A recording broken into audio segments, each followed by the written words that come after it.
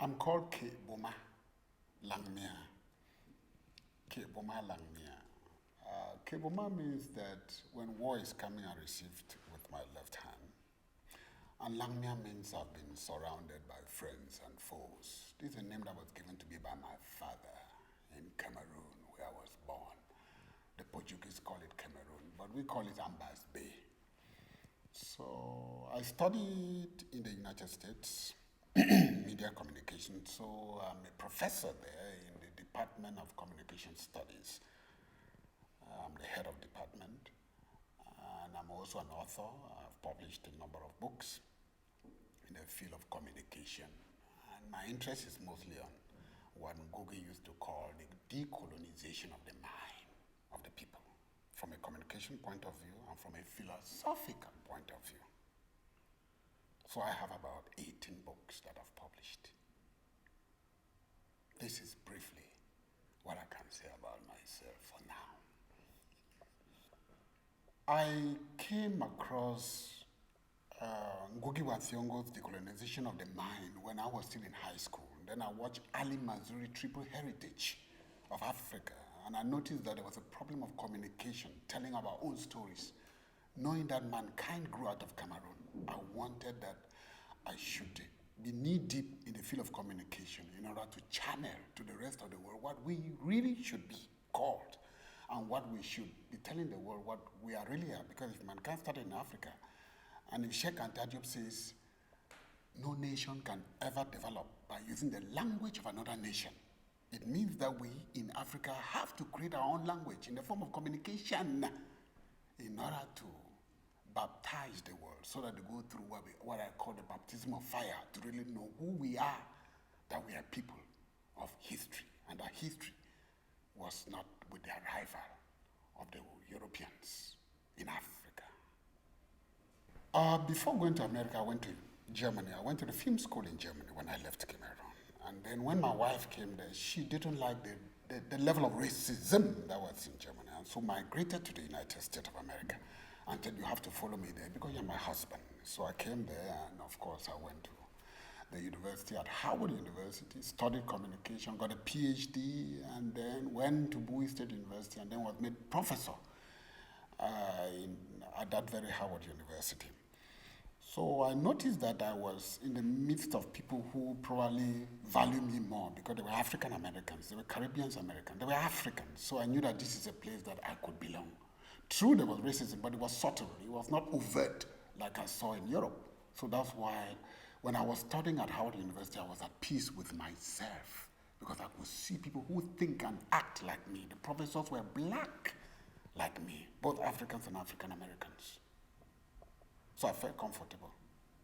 Well, in the School of Communication, there are 4 departments. There is media studies, communication studies, there is media journalism and film, there is communication science and disorders, and there's communication culture and media studies. So when I graduated from a film school in Germany, Munich Film School, when I migrated to the United States of America, I wanted to do MFA, but I was told that it's better for you to do a PhD so that you become a doctor of philosophy because you like to write. So I went into communication with a PhD in communication studies. So of course, I was teaching videography with my background in film and a documentary because I graduated with a documentary film in Germany to tell people stories. My issue was a narrative. What can you narrate which is true to life in order to change the human condition, especially the African human condition or the black human condition? So that's what I was teaching there at Howard. But when I got my PhD and then I came back, I was made head of Department of Communication Studies. I could only visit the film department and video studies department and give some advice because I became head of department. When you're head of department, you're doing more administrative work. So I could only teach research courses. And again, I love writing, so I wanted to write about my continent of Africa a lot. So that's why I didn't really plunge so much into filmmaking. And what brings you to Cape Town? What brings you there? I am on sabbatical, so when you're on sabbatical, you're on leave. So I decided to join a program called Semester at Sea. Semester at Sea, they go around to about 11 countries. And so they teach students all over the world. So I was admitted to teach videography, international mass communication and media in society. So that we are anchoring here in Cape Town just from Accra, Ghana, Takoradi and Accra, Ghana. So because from here, we'll be moving to Mauritius. We spent 6 days here. So that's what brought me to Cape Town. And this is my second time in Cape Town to begin with. I came here when there was the ICA conference, International Communication Association for Africa conference. So I'm so delighted to be here because I've come back to the place I love so much, where the story is so intriguing. And I'd like to relive the story. So my visit here is like a rebirth of what I had been reading about. And for me now to put myself, as I always call it, the Republic of Imagination and Creativity, now that I know what Camisa Museum represents in terms of the definition of who is colored, who is black, who is native, and who is white, it has given me another inspiration on the kind of thing I'll be writing about in the issue of identity. What is really an identity? Who is black? Who is colored? Who is white? When I know that there's just one race, and that's the black race, because mankind started in East Africa. There's no other race apart from black race, and the rest are just ethnicities. So coming to the Camisa Museum, I'm going to now write my next book, which is really going to anchor on human identity and the definition of identity. That maybe we are teetering on the threshold of ignorance when we really classify certain people as subhuman when they're not supposed to be, when it's just one human race, and it's just geography and climate that has given different pigmentation, but we remain one people. We're just one on earth. And that's what I'll try to do in my decolonization of the mind project that I keep writing about, that let us see each other's from the point of view of dignity and respect for a human being that person is, and not denigrate that human being and classify me as subhuman. That's why coming to this museum has become the religious people call born again. So I would say I'm born again by coming to this museum.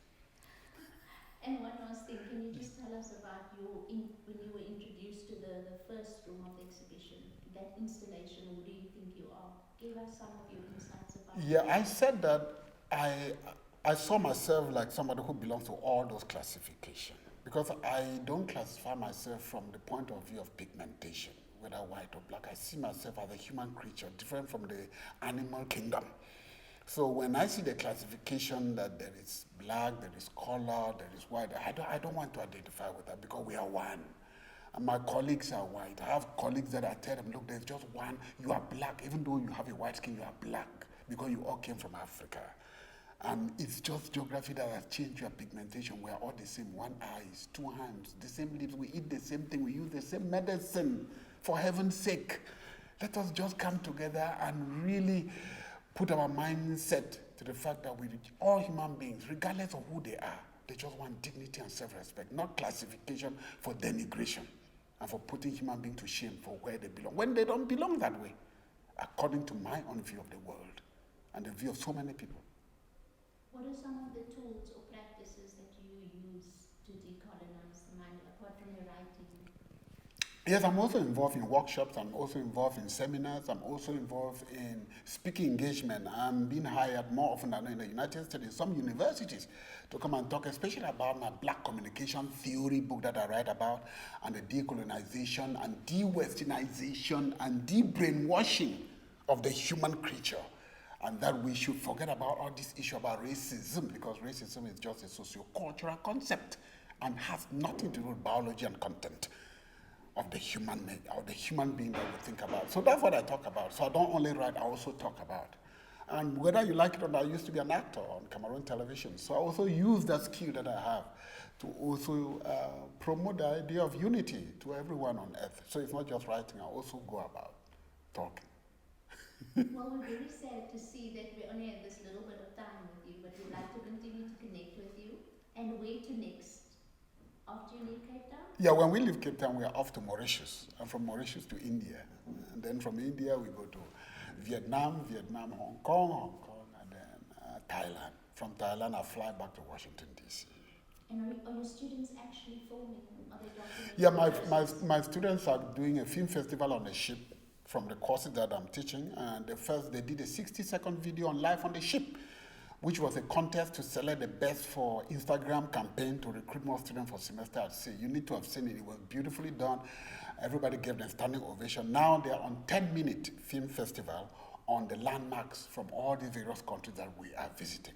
So they will be filming tomorrow in South Africa on some of the landmarks in South Africa.